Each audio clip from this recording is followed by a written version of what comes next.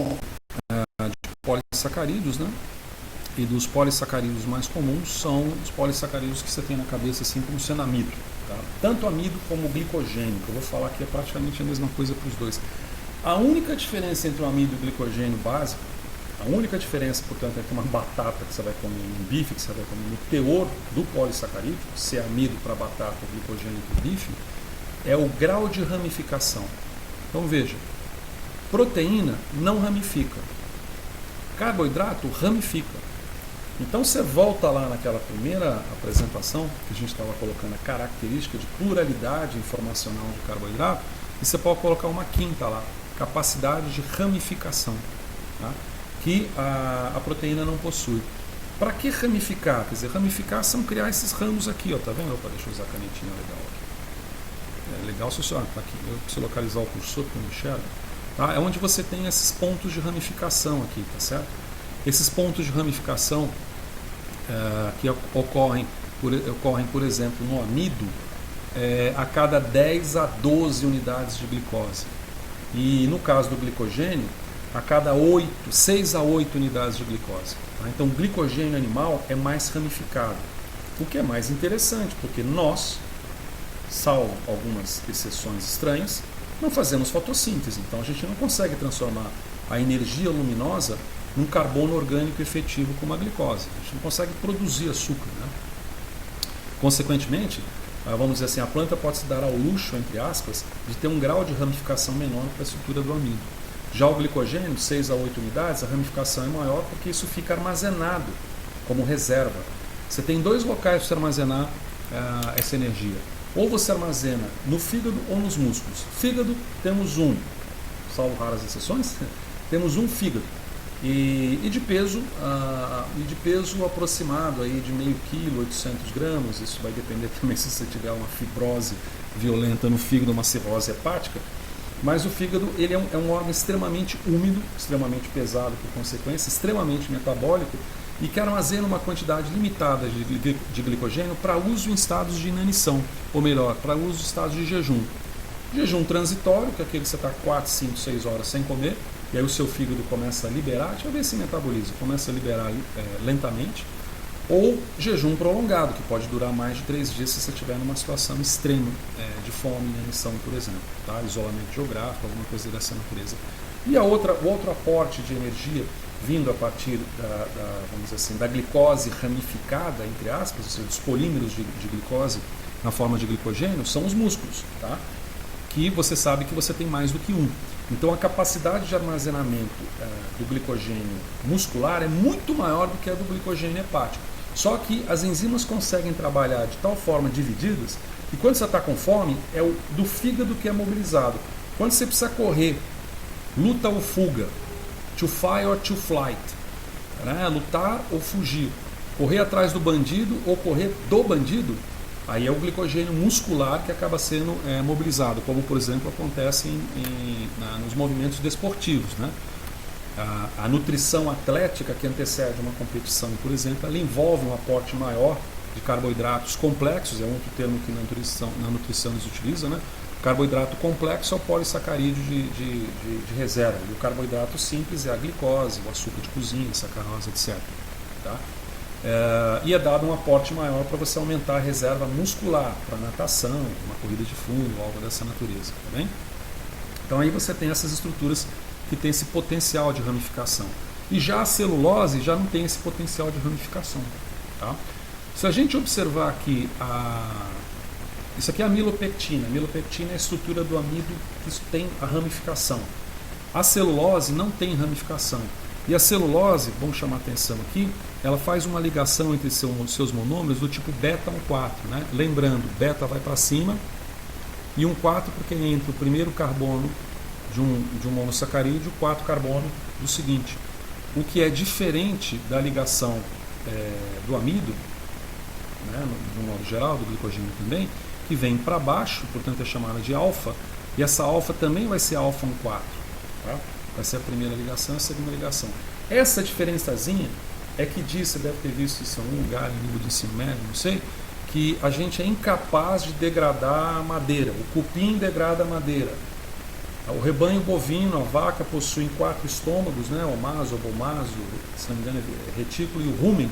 E no rumen, uma quantidade de bactérias gigantesca, ela consegue degradar a celulose. Por quê?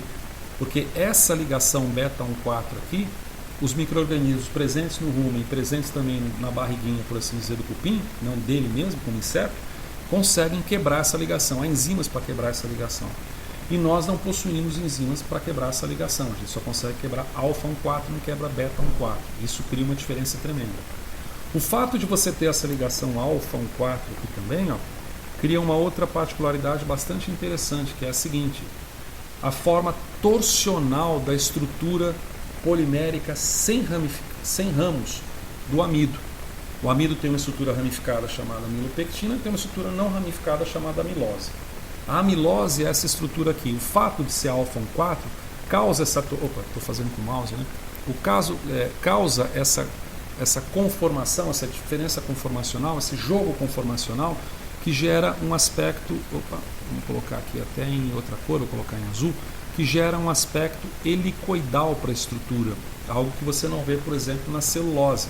A celulose você tem um aspecto plano, né? A gramatura do papel também é baseada nessas deposições de camadas de celulose, que tem um aspecto mais plano em decorrência de ligações de hidrogênio. Então você tem sobreposição dessas camadas. Você já deve ter visto em algum lugar falar em carimbo de batata, alguma coisa assim. Você pega uma batata, pega tintura de iodo, também chamado de Lugol, desenha lá suas iniciais, por exemplo, corta a batatinha, vai na farmácia, joga uma gotinha de iodo, né? E na hora que você colocar assim no papel, você tem um carimbo. Porque o contato do iodo, vou colocar o iodo aqui, ó, o simples contato, eu podia ter feito esse negócio de outra cor, vou fazer de outra cor. Ah não, agora é tarde, agora a Inês é morta. Vou fazer em verde para ficar mais ilustrativo. Tá? O simples contato, vamos dizer que isso aqui é a amilose. O simples contato do iodo molecular, na forma de triodina, tá? I3. Quando ele entra no meio dessas hélices aqui, não confundir essas hélices com alfa-hélice de proteína, ele gera, isso aqui, uma coloração característica que é uma coloração azul. Essa coloração azul é característica desse equilíbrio de absorção que se dá na conformação helicoidal da estrutura da amilose. Algo que você não tem para celulose e algo que você não tem também para amilopectina. Só na amilose que é a forma polimérica linear, não ramificada do amido. Tá certo? E aí você vai ter o constituinte de parede celular, parede vegetal, dessa celulose também, tecnologia que pode envolver isso, nanotecnologia. Uma curiosidade, por exemplo, a diferença entre celulose e quitina. Bota na cabeça, celulose, árvore, quitina, inseto ou crustáceo. Se você observar aqui, ó, você vê que a diferença é mínima. Tá? É um acetato, né? Você tem aqui um acetato e um grupamina, então um N-acetil.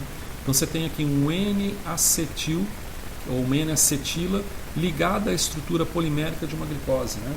Então um N-acetilglicosamina, um N-acetilglicose, algo dessa natureza, cria para você a quitina. Ao passo que a celulose, nada a ver lá das plantas, simplesmente não tem.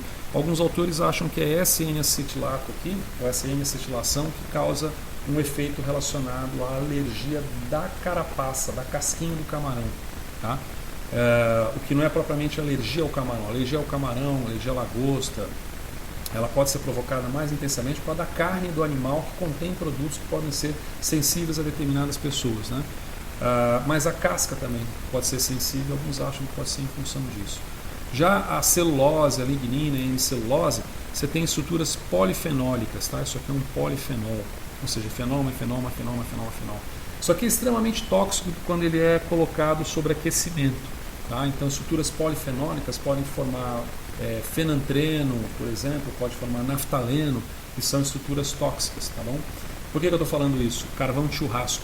Aquela gota de gordura que cai no churrasco e você inala com aquele cheiro maravilhoso que tem da carne, pode ser tóxico em decorrência da liberação de formas mais ativas e reacionais de fenóis.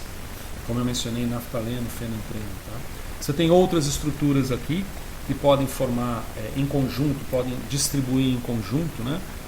E formar polímeros relacionados principalmente a pectinas e gomas, tá? Por exemplo, aqui pectinas, como eu tinha mencionado, o ácido pético, que é um derivado exclusivo do chamado ácido galacturônico, que é um processo de oxirredução que nós mencionamos, que pode acontecer na estrutura de um monossacarídeo, né, levando as balinhas, por assim dizer, ou sorvete. Tá? E as gomas, como bala de goma, também possuem sorvete. Goma aguar, que é um galactomanano. O que é um galactomanano? Uma galactose e uma manose, né, intercalados, vamos dizer assim, na estrutura.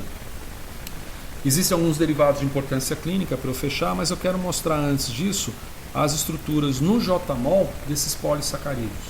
Tá bem?